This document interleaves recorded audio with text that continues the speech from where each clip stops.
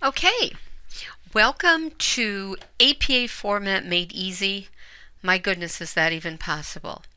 Now, a lot of times when I mention APA format to nursing students, this little cat here is kind of the expression that I get back from them. Are you kidding me? APA format? I'm here to tell you that APA format is very easy.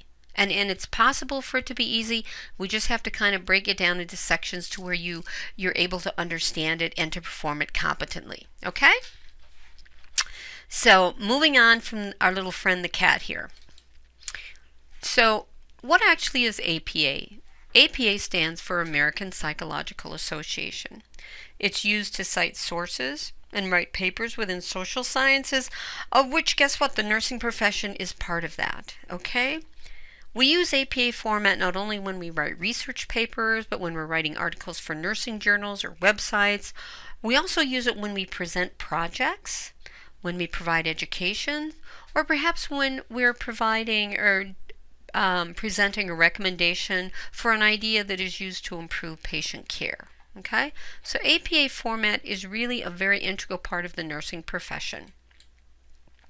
And you're probably thinking, why in the heck do I need to know this, right? You need to know this because we are a nursing profession. Not only that, we are an evidence-based practice, right? And as a profession, each and every one of you have great ideas on how to improve care to patients. You have the ability to educate your peers and be preceptors for new staff, provide education, just a whole gamut of things in which you guys have great ideas and input into. Okay? Well, how are you going to go about this? You're just going to come up with an idea and put it forward and without any evidence to support it? Okay? Because remember, we're an evidence-based practice.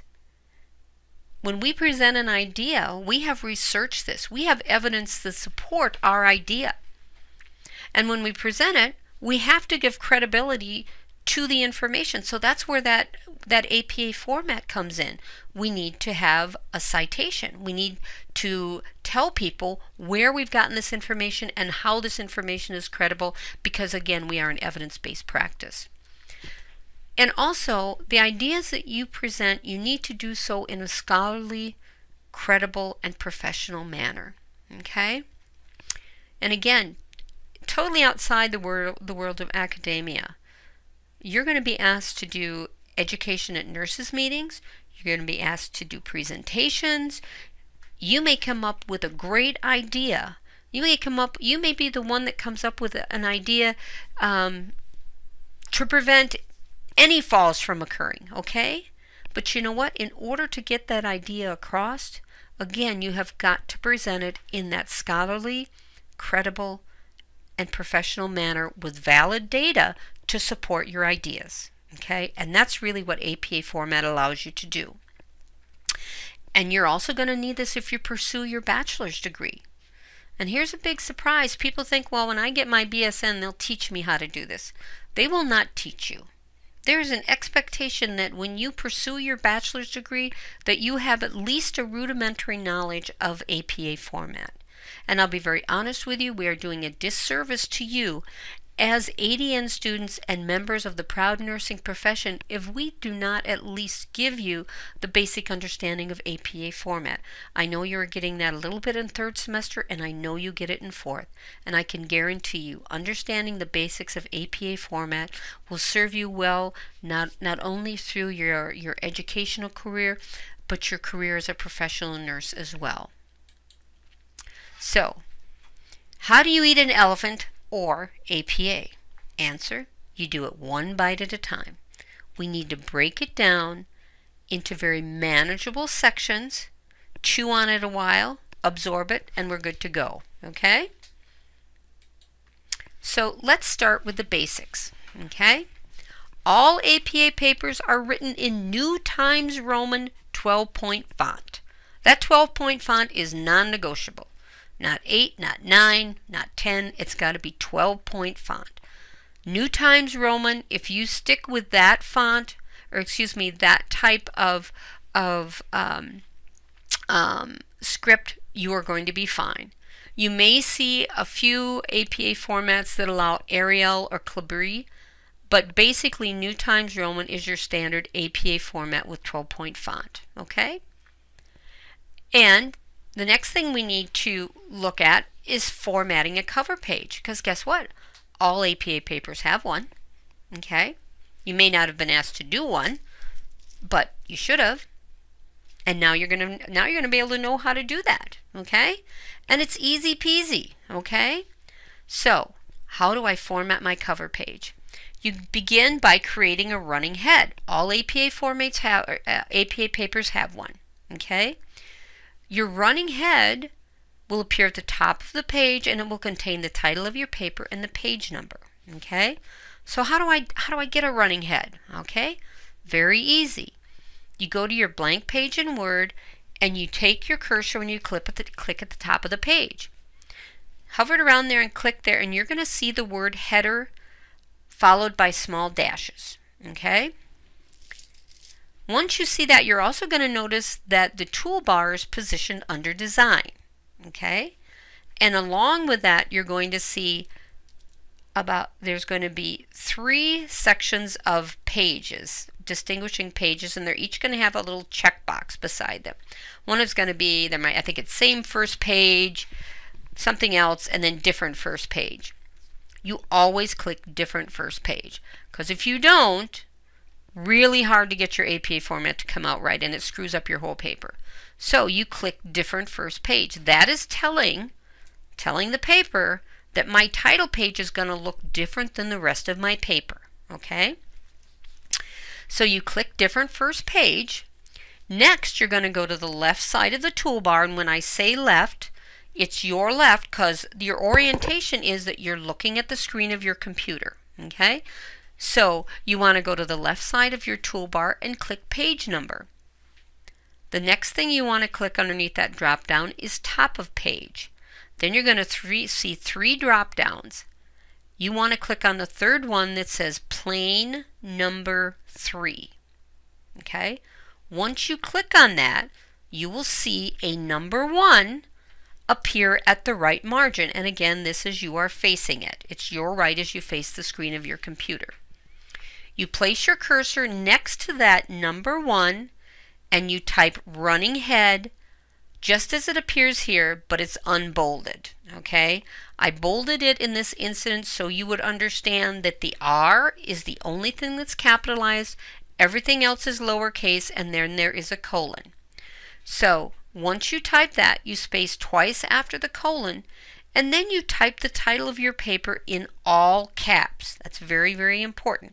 And again, this is not bolded. None of this is bolded. Running head is not bolded. Neither is the title of your paper that you are typing in all caps. That is not bolded. Okay? So, you type the title of your paper. And if the title of your paper is excessively long, you may only put the first couple 4 words of the title of your paper. Okay? Because if your title of your paper is excessively long, it's actually going to run into that number 1, and we don't want that. Okay, I believe there's a limit to, I want to say 35 or 40 characters after running head to keep it to where the paper is going to look formatted well. Okay, so you've typed running head, you typed the title of your paper in all caps, and once that's done, you press the tab key until running head and the title of your paper in all caps sits at the left margin of your paper. Okay? That's all there is to a running head. That's it. Wasn't too tough, right? Okay? That's how you create it. So next you want to add the title, because this is your cover page, right? So you want to add the title of your paper.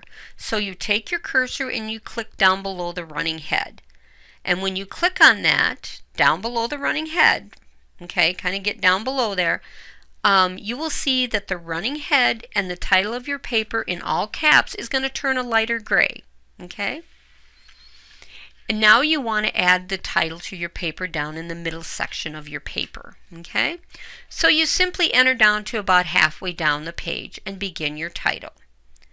Your title will not be in all caps when it's written on the cover page, okay, because it's not part of the running head now. It's part of it's written down. It's the title on your cover page, okay? So again, the title is not in all caps. You use upper and lower case. So the first line is the title of your paper. The second line is your name.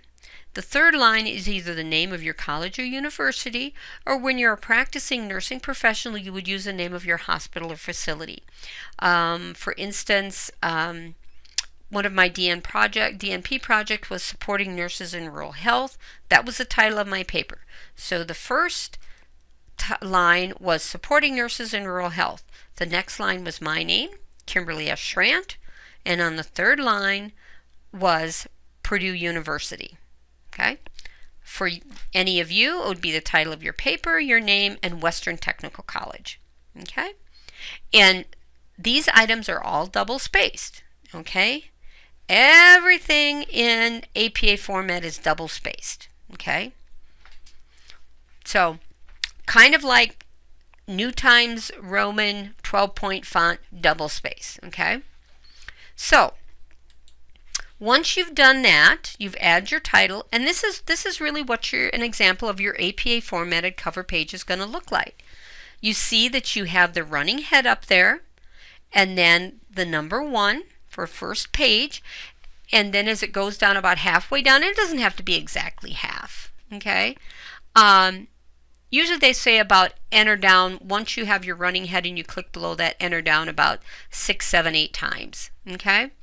And then you're going to have the title of the paper, double spaced, author, and then the university, or in the case when you are a practicing professional, if you're working at Gunderson, you would have Gunderson Health Systems. If you were at Mayo, Mayo Health Systems. If you were at Vernon Memorial Hospital, you might have Vernon Memorial Healthcare Systems. Okay? So, look at that. You've done a running head, and you've typed the title, your name, and your organization. My goodness, this is all there is to a cover page. A running head and a APA formatted cover page. This is it. Not too tough, right? We all got this. Now we're going to look at the actual paper, because you've got your cover page done, right? Boom. Good to deal with that, right? Now we need to look at your actual paper. So you want to enter down until you get to the next page, okay? Now, when you get to the next page, you may look up at that top of that header and it may look like the first page, okay? We have to adjust this a little bit, okay? And we do this by repeating the following steps. When you start with your blank second page in Word, click at the top of the page with your cursor. Same thing, the word header is going to appear followed by small dashes. You will also see that the toolbar is positioned under Design. You click Different First Page. That's very important. You always have to have Different First Page clicked with that. Next, go to the left side of the toolbar, same thing. Page number, click top of page, then click plain number 3. Now, when you look at your paper, instead of a number 1 appearing up on the right-hand corner, upper corner, you're going to see number 2, okay? So you go ahead and you place your cursor next to the number 2, and you type the title only of your paper. And you type this in all caps as well, but without the words running head. Okay, very, very important. Let me go over that again. Put your cursor next to the number 2. And in all caps, you type the title of your paper only. You omit the words running head and the semicolon. Okay? Once you have that done, okay, then you press the tab key until that title sits at the left margin. Now, if you scroll down, every page after this should contain your title page and the page number automatically. So this is 2. If you entered down, it would say let's say the title of my paper was Supporting Nurses in Rural Health. It would be Supporting Nurses in Rural Health, page number 3. Supporting Nurses in Rural Health, page number 4, etc. Okay? So you're going to click down, and again, what you're going to see is you're going to see the title of your paper and that page number become kind of grayed, okay, in that lighter gray like it is on the first page. And then at the top of your page, you center the title of your paper, but this is in upper and lower case. It's not all caps anymore. The only place the title of your paper appears in all caps is in your running head. Okay? So again, you start at the top of the page, underneath your running head, and which again is going to look different on page number 2 and every other page after that from page number 1. Okay? And you're going to center the title of your paper and you begin typing. And again, you're going to use double spaced with indented paragraphs. Okay? You got this, right? Now, am I going to guarantee you're going to get this right the first time? You might have to play around with it a little bit, okay? But I can guarantee you, once you have this down, you will use this for every other APA formatted paper you have. And this is information well learned because you will use it forever, either in your educational or your professional nursing career. Okay? So hey, you got it, right?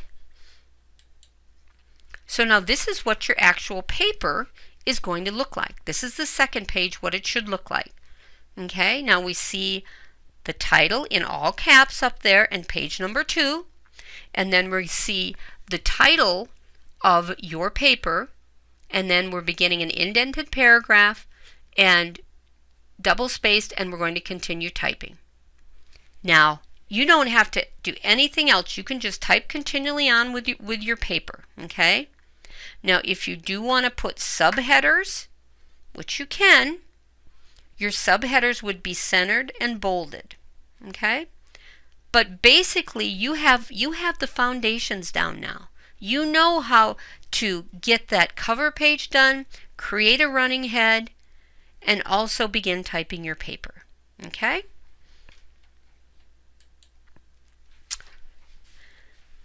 Whew, you probably thought that was enough. Guess what? Citations and references. And so you have more to learn. What now? And why do you need to learn this? Why? This person looks really, this is crazy. I thought all I had to do was that running head and cover page and learn how to get that second page right, and I'm good to go. There's more. Citations and references. And why do I actually need to learn this? Why do you need to know this? Okay. Most importantly, we are an evidence-based practice. We're an evidence-based profession. That means we just don't pick ideas out of the air and decide we're going to do something. Oh, hey, that sounds great. I think I'll try that. No, we read research articles, we read journals, we might look on ANA websites, right?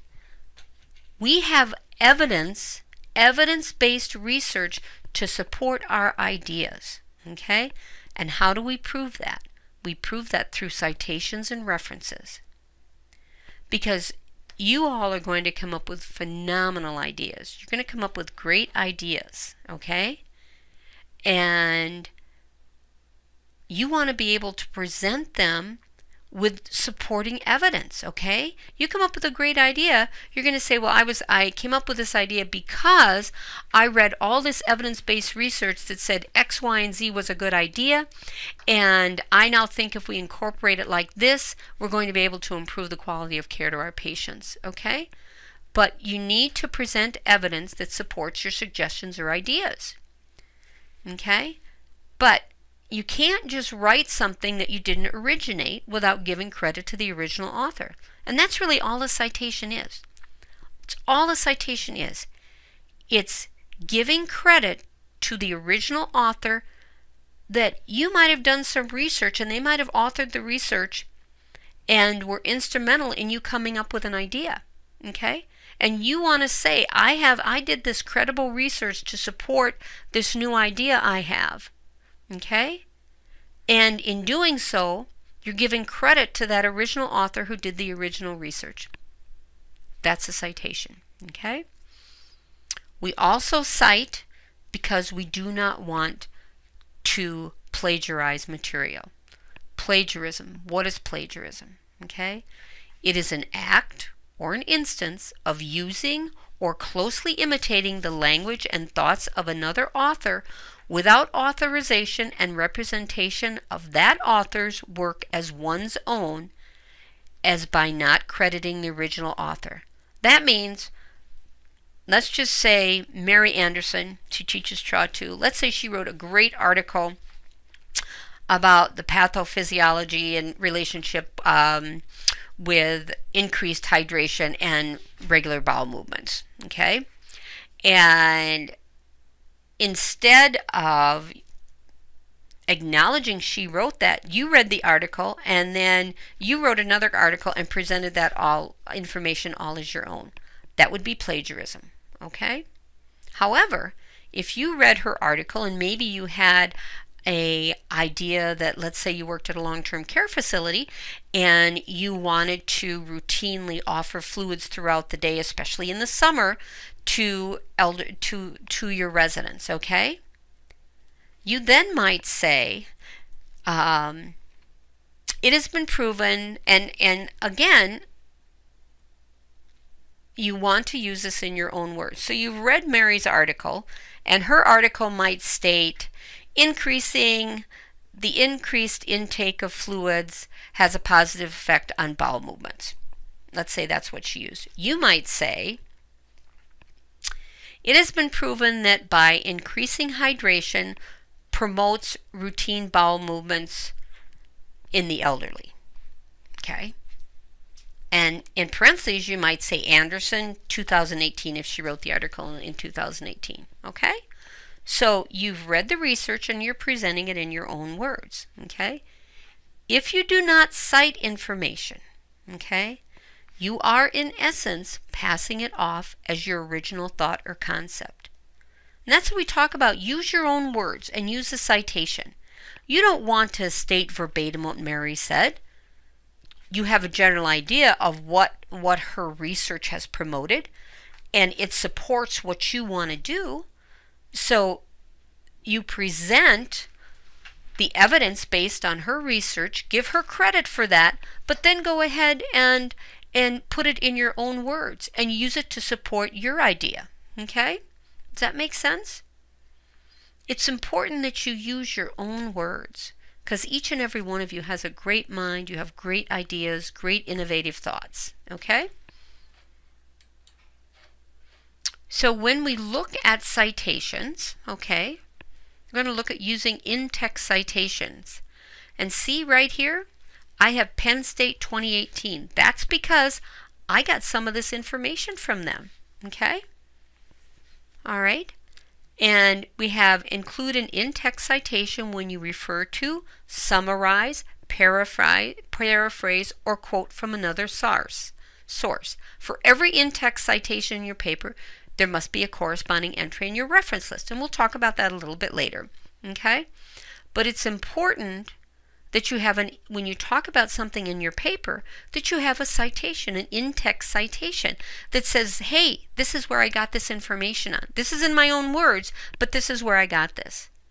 Now, if you decide to do an exact quote, which you can do, you probably can get by with that in a bachelor's program. You certainly would not in a master's or a doctorate program, because they would again expect that you would read the information, and that's really a higher level thinking.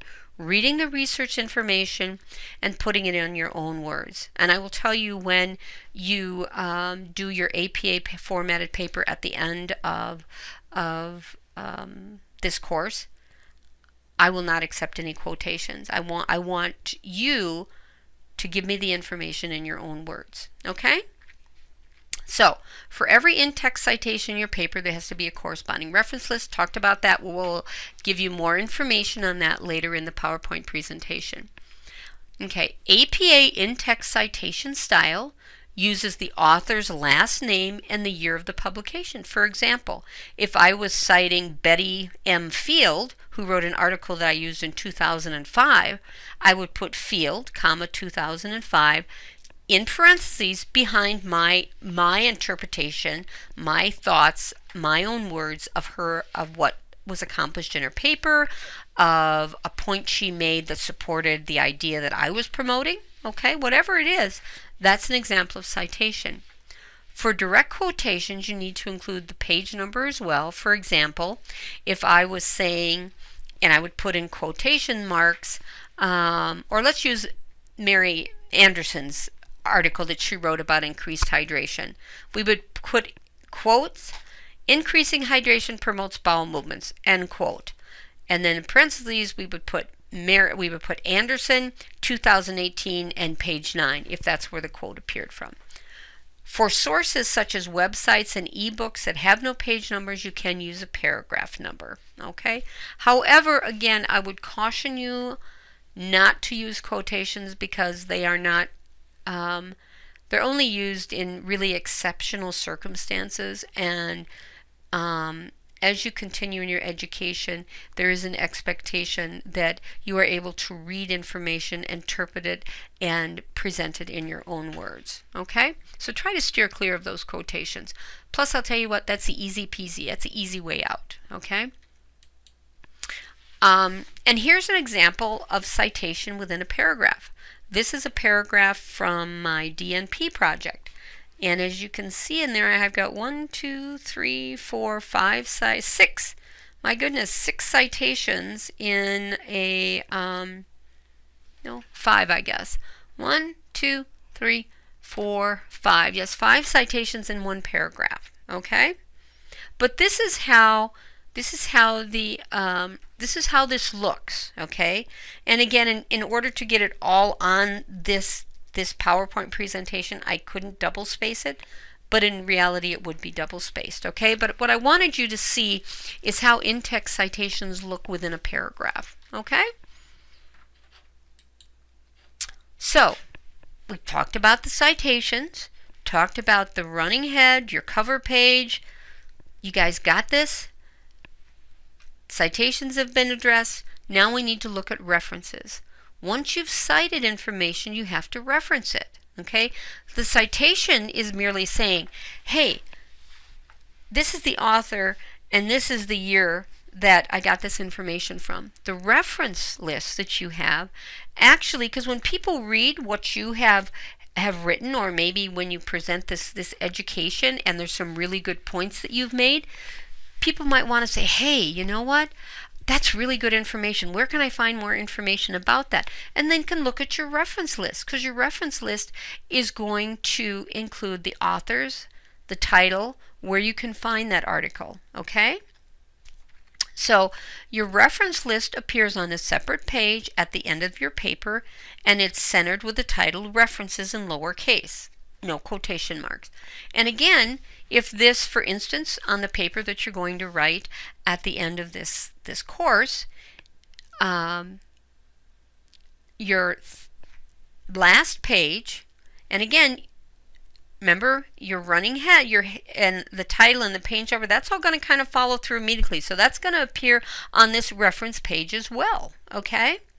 So you want to have the references, and all lines after the first line of each entry in your reference list should be indented 1/2 inch from the left margin.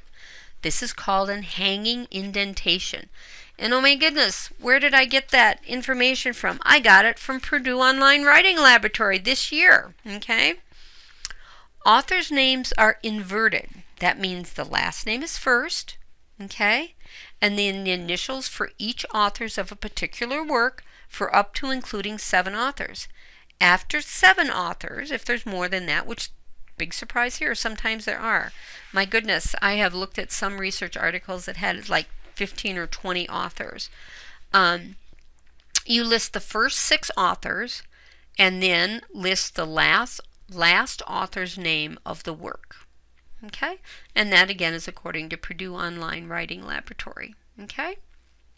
So, and reference list entries are alphabetized according to the last name of the first author of each work. Because when you see authors listed, you always take the author that's listed first. The first letter of their last name is how you alphabetize that. Okay? All right? So, this is how an example of a reference page. This is an example of a reference page that I have for one of my articles that I wrote. Okay?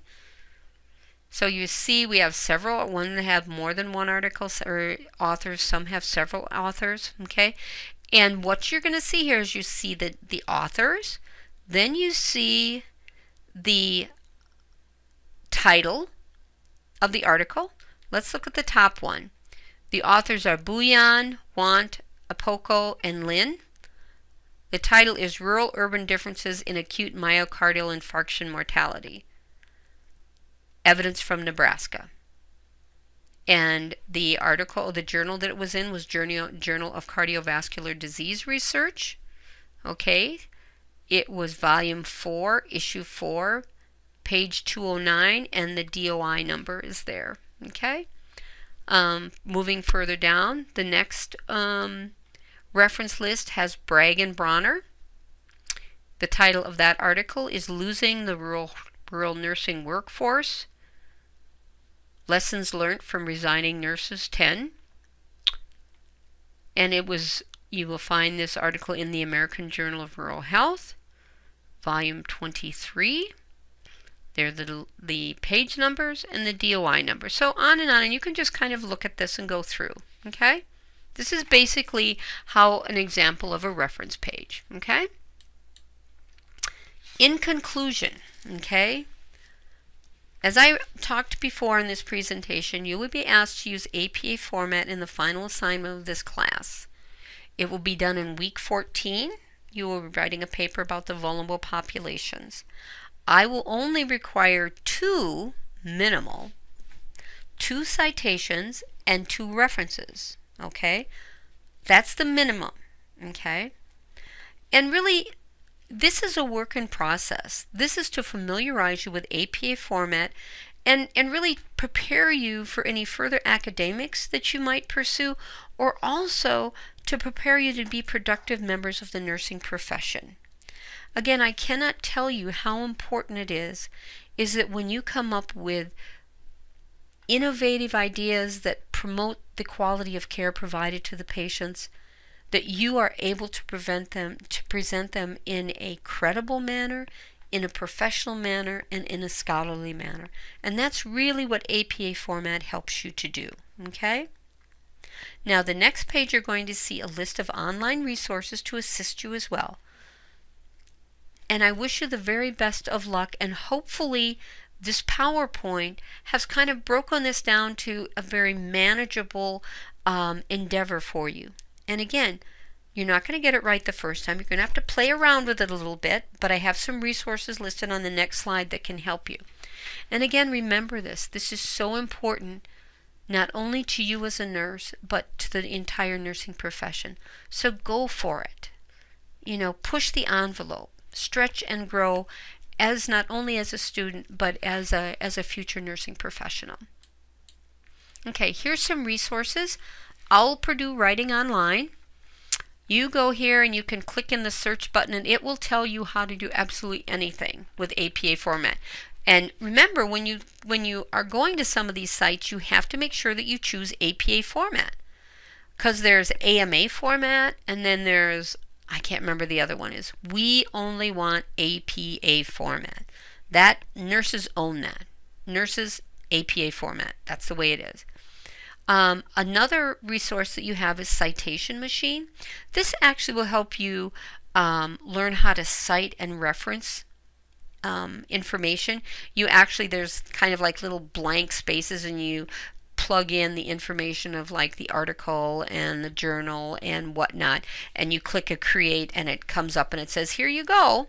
All right, which is very easy, but you need to at least have an understanding of how APA format works, because sometimes the citation machines are not always 100% accurate. Okay? But it is a good resource, and it especially helps you when you're starting out. Okay? Kind of getting your feet wet, getting your confidence built up with APA format. Okay?